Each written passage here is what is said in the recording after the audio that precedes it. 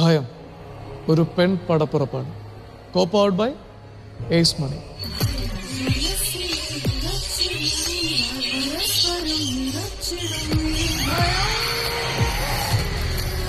ഒടുവിൽ മേഘയും റനീഷയും കൊടുത്തിരിക്കുന്ന task complete ചെയ്ത് മനക്ക് പുറത്തെത്തിയിരിക്കുകയാണ്.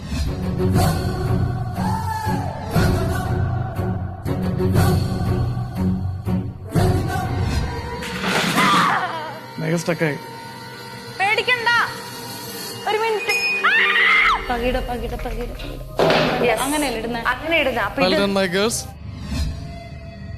അടുത്തത് മനക്കകത്തേക്ക് ഞാൻ കടത്തിവിടുന്നത് ധന്യ ആൻഡ് ശില്പ. മനയ്ക്കുള്ളിൽ കയറുന്നതിന് മുൻപ് കൊട്ടാരത്തിൽ കയറിയപ്പോൾ ഉണ്ടായ പേടിപ്പിക്കുന്ന അനുഭവങ്ങൾ പങ്കിടുകയാണ് ശില്പയും ധന്യയും.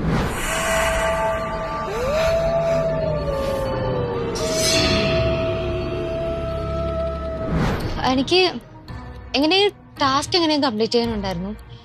പിന്നെ അവിടുന്ന് ഹോട്ടലിൽ നിന്ന് ഇറങ്ങി കാറിലോട്ട് കയറി. അപ്പോഴൊക്കെ കൂളായിരുന്നു. കുറച്ച് അങ്ങോട്ട് മുന്നോട്ട് പോയപ്പോൾ അവിടുന്ന് ഇവിടുന്ന് സ്റ്റോറീസ് കേൾക്കാണ്. അവിടെ ഇന്നത് കണ്ടു, ഇങ്ങനെ അനിമൽസിനെ കണ്ടു, ആനനെ കണ്ടു, 3 ആനനെ കണ്ടു. അപ്പോൾ വേറൊരു ചേട്ടൻ പറയാണ്, ഈ സൈഡിൽ ഈ ഏരിയയിൽ ഒരു പെൺകുട്ടീനെ കെട്ടിത്തൂക്കിയിട്ടിട്ടുണ്ട്.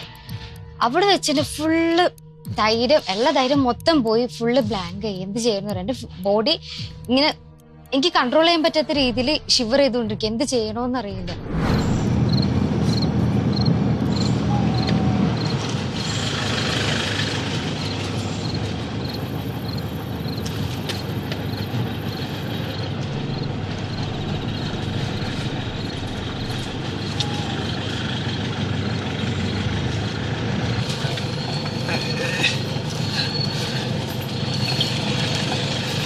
വിളിച്ചേ വിളിച്ചേ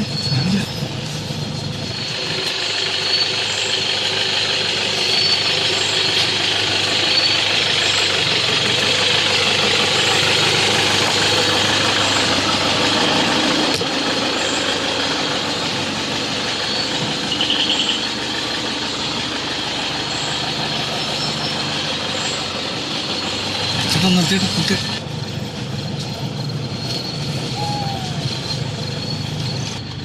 വേണ്ടല്ലേ ലൈറ്റ് ഓഫ്.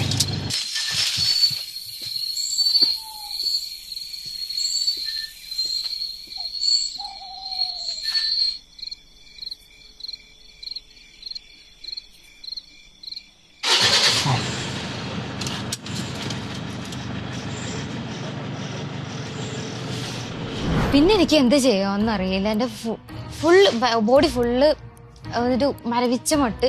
എനിക്ക് കൺട്രോൾ ചെയ്യാൻ പറ്റുന്നില്ല. എൻ്റെ ബോഡി ഷിവർ ചെയ്തിട്ട് ഞാൻ സീറ്റിൽ പിടിക്കുന്നുണ്ട്, എൻ്റെ അല്ലാതെ തന്നെ ഞാൻ ഇങ്ങനെ പിടിക്കുന്നുണ്ട്. എനിക്ക് കൺട്രോൾ ചെയ്യാൻ പറ്റിയ രീതിയിൽ ഇങ്ങനെ ഷിവർ ചെയ്ത് ഇങ്ങനെ ഷിവർ ചെയ്തുകൊണ്ടിരിക്കുക. പിന്നെ ഒരു ബ്രീത്തിങ് ഒക്കെ എടുത്ത് ഏകദേശം കൂളായി. പിന്നെ ഒന്നും കേൾക്കുന്നില്ല, സൈലൻസ് ആണ്.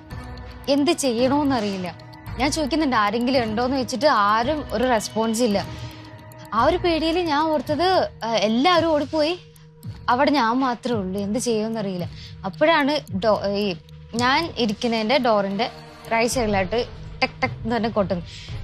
എൻ്റെ ദൈവം, ഞാൻ ഓർത്ത് എന്തോ സാധനം വന്ന് എന്നെ പിടിച്ച് എന്നെ ആ ഒരു മൈൻഡായിരുന്നു.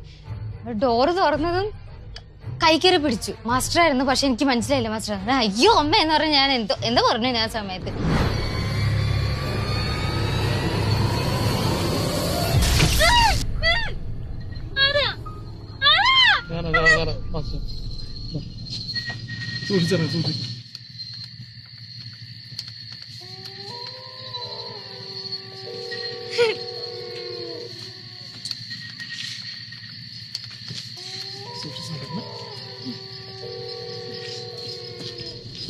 പിന്നെ മാസ്റ്റർ കൈ പിടിച്ച് ഇങ്ങനെ കൊണ്ടുപോവാണ്. എവിടെ കൊണ്ടുപോകണമെന്ന് അറിയില്ല, ഒരു ഐഡിയ ഇല്ല. അതിന് സ്റ്റെപ്പ് ഉണ്ട്, ഓരോ സ്റ്റെപ്പ് ഇങ്ങനെ കയറി പിന്നെ കെട്ടയച്ചിട്ട് പിന്നെ ഫ്രണ്ടിൽ കാണുന്നത് ഒരു വലിയ ഡോറാണ്. എനിക്കാണെങ്കിൽ എൻ്റെ അടുത്തല്ല ഈ ടോർച്ച് ലൈറ്റിന് അത്ര പവർ കാണുന്നില്ല. എന്ത് ചെയ്യുമെന്ന് അറിയില്ല. എനിക്കാണെങ്കിൽ ഫ്രണ്ട് വ്യൂ ശരിക്കും ഡാർക്കാണ്. എനിക്കൊന്നും എങ്ങനെ മൂവ് ചെയ്യണമെന്ന് അറിയില്ല.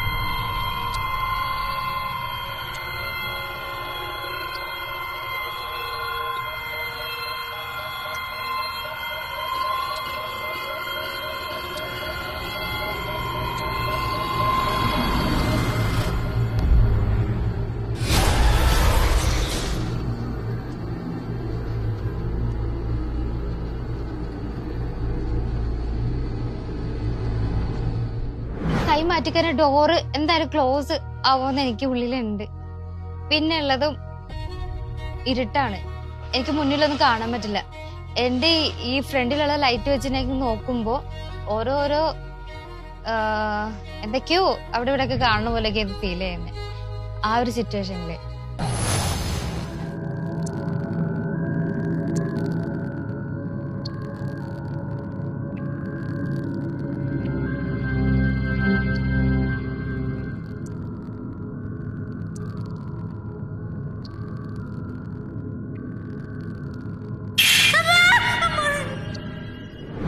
പിന്നെ നോക്കിയപ്പോ എന്റെ ലെഫ്റ്റ് സൈഡിൽ ഒരു ഡോർ കണ്ടു, ഓപ്പൺ ചെയ്യാൻ പറ്റുന്നില്ല. പിന്നെ ഇങ്ങനെ നീങ്ങുന്ന സമയത്ത് ഞാൻ നോക്കിയപ്പോ ഒരു കസേര, എനിക്ക് പെട്ടെന്ന് നോക്കിയപ്പോ കസേരയില് ഒരു വലിയൊരു രൂപം ഇരിക്കണ പോലെ എനിക്ക് ഇരുട്ടത്ത് ഫീൽ ചെയ്ത് പേടിച്ചു. പിന്നെ ഞാൻ ഒന്നും കൂടി ചെക്ക് ചെയ്തപ്പോ ഒന്നുമില്ല. പിന്നെ അവിടെ അത്യാവശ്യം നോക്കി. പിന്നെ ഞാൻ കുറച്ച് നേരം കാണുന്നത് എൻ്റെ ലെഫ്റ്റ് സൈഡിലായിട്ട് ഒരു ചെലന്തി വല പിടിച്ചിട്ടുള്ള ഒരു റൂം കാണുന്നുണ്ട്. അപ്പൊ എന്തായാലും അതിൻ്റെ ഉള്ളിലാണ് എൻട്രി ചെയ്യേണ്ടതെന്ന് മനസ്സിലായി. പേടിയുണ്ട് എന്നുവെച്ചാ ആ ഒരു അവിടുത്തെ ഒരു വൈബ് എന്ന് വെച്ചാൽ ഒരു നെഗറ്റീവ് വൈബ് അപ്പൊ ഫീൽ ചെയ്യുന്നത്. ആരുടെയൊക്കെ പ്രസൻസ് ഒക്കെ ഫീൽ ചെയ്യണമല്ലോ.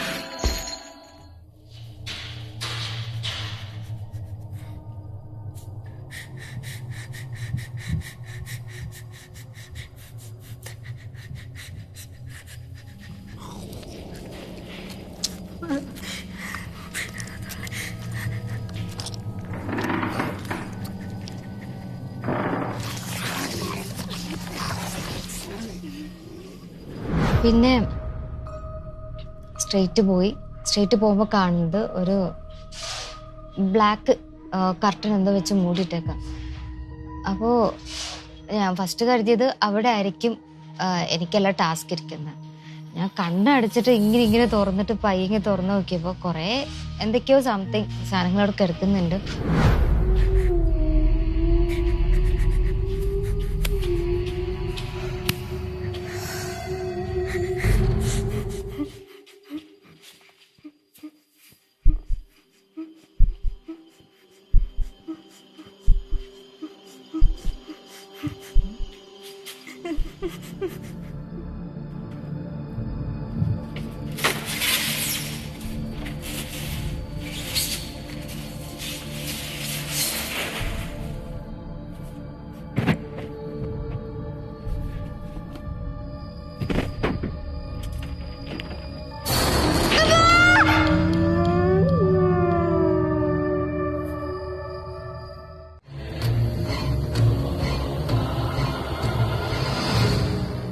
ഞാൻ പൊതുവെ ധൈര്യശാലിയാണ്, കുറച്ച് ഇരുട്ടിന് അത്ര പേടിയില്ലാത്ത ഒരാളാണ്. അപ്പൊ ആ ഒരു കോൺഫിഡൻസിലാണ് ഞാൻ വന്നത്. പക്ഷെ എനിക്ക് ഇന്നലെ പോണതിന് മുമ്പ് എന്തൊക്കെയോ നെഗറ്റീവ് തോട്ട്സ് കുറേ മൈൻഡിൽ വരുന്നുണ്ടായിരുന്നു.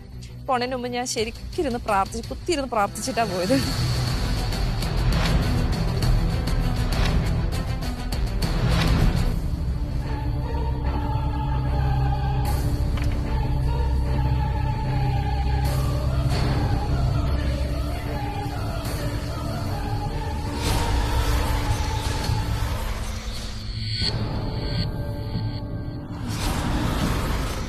സമയം അടുക്കും തോറും ഈ ടാസ്കിനുള്ള ടൈം ആകും തോറും ഒരു ഉൾഭയം വന്നുകൊണ്ടിരുന്നു.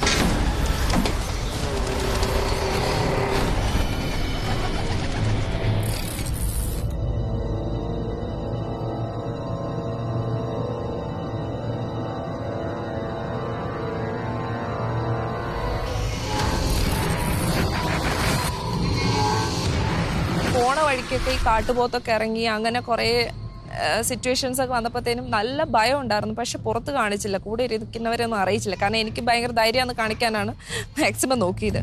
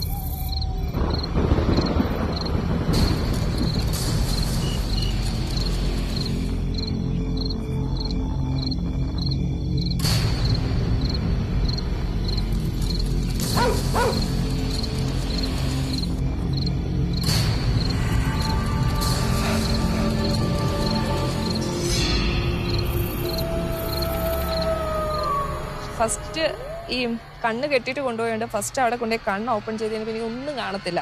കാരണം ഒന്നാമത്തേക്ക് അത്രയും നേരം കണ്ണിങ്ങനെ ടൈറ്റായിട്ട് കെട്ടിവെച്ചതിൻ്റെ ഒരു ഇതുകൊണ്ടും പിന്നെ മൊത്തത്തിൽ ഇരുട്ടാണ്, ഒന്നും കാണത്തില്ല.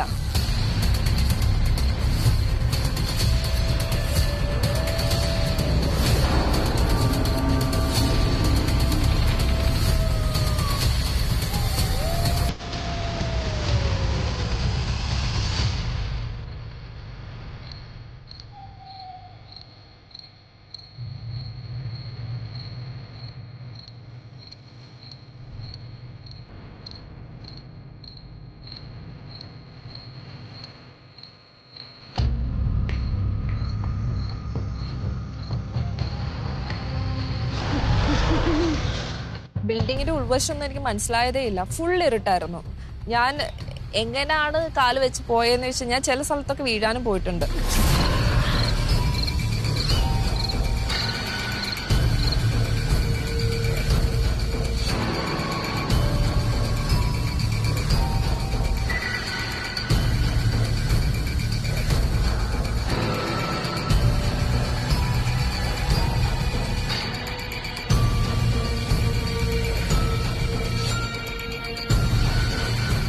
പിന്നെ എനിക്ക് തന്ന ടാസ്ക് എന്താണെന്ന് വ്യക്തമായിട്ടൊരു ധാരണയുള്ളതുകൊണ്ട് എനിക്ക് അവിടെ തപ്പിത്തടഞ്ഞ് ഞാനൊന്ന് ആ റൂമുകളിൽ നിന്നൊക്കെ മാറാൻ പറ്റി എനിക്ക്.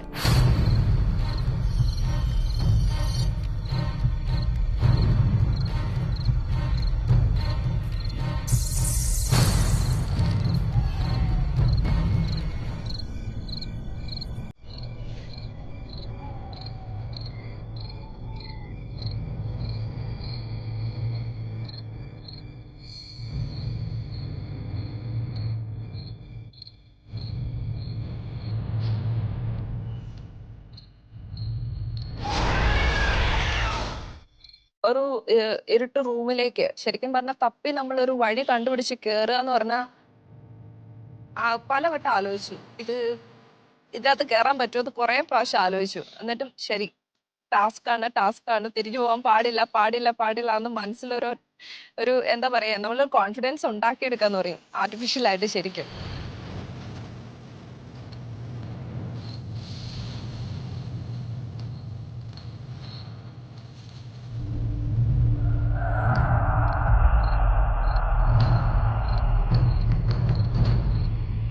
ഒന്ന് രണ്ട് റൂംസ് ഒക്കെ സെർച്ച് ചെയ്ത് കഴിഞ്ഞപ്പോഴത്തേനും ശരി, നമ്മളെ കൊണ്ട് ചെയ്യാൻ പറ്റും. പിന്നെ പതുക്കെ അവിടെ കൂടുതൽ ടൈം നിൽക്കും തോറും ചെറുതായിട്ടൊരു എന്താ പറയാ പറ്റും, കോൺഫിഡൻസ് കയറി വന്നു.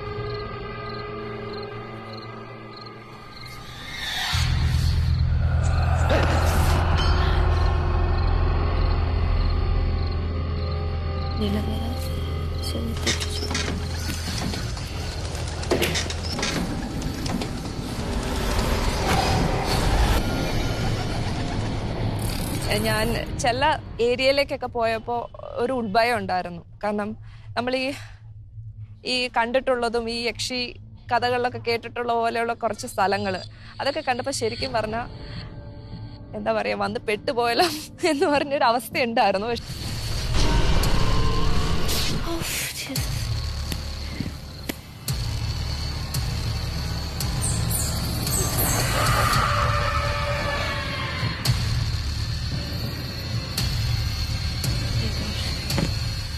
ഇരുട്ടിന് ഭയമില്ലെന്ന് പറഞ്ഞാലും അതിനകത്ത് കയറിക്കാൻ ആരായാലും ഒന്ന് പേടിക്കും.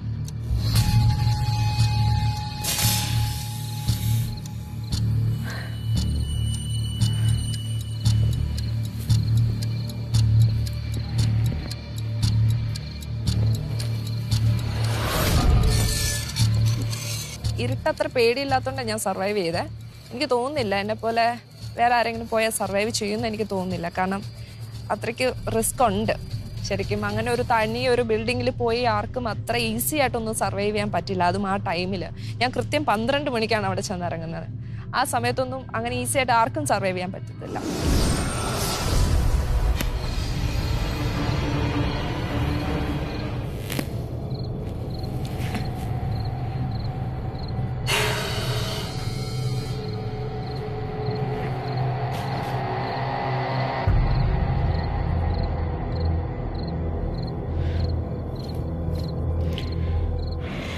ഇല്ലത്തിന്റെ ഉയർച്ചയ്ക്കും ഐശ്വര്യത്തിനും സമ്പത്തിനും ഹേതുവായത് മസ്തകത്ത് പൂജിക്കുന്ന പരദേവതയുടെ അനുഗ്രഹമാണ് എന്നാണ് വിശ്വസിക്കപ്പെടുന്നത്.